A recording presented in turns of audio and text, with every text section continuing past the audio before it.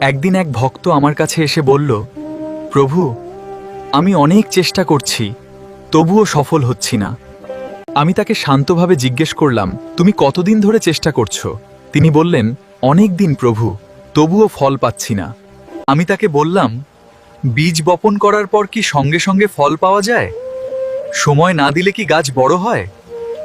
ভক্তটি কিছুক্ষণ চুপ করে রইল, তারপর ধীরে ধীরে মাথা নাড়ল। সে বুঝতে শুরু করলো আমার কথা। আমি আবার বললাম, ধৈর্য না থাকলে কোনো স্বপ্ন পূরণ হয় না, সময়ই সবকিছুকে পূর্ণতা দেয়। সে তখন আমার দিকে তাকিয়ে বলল, প্রভু, আমি বুঝতে পেরেছি, আমাকে আরও ধৈর্য ধরতে হবে। আমি হাসলাম এবং বললাম, যে ধৈর্য ধরে তার জীবনে আশীর্বাদ নিজেই আসে। মনে রেখো, যে অপেক্ষা করতে জানে, আমি তার স্বপ্ন পূরণ করার পথ তৈরি করি। আমার এই কথাগুলো যদি তোমাদের ভালো লেগে থাকে, তবে লাইক ও চ্যানেলটিকে সাবস্ক্রাইব করো। রাধে রাধে।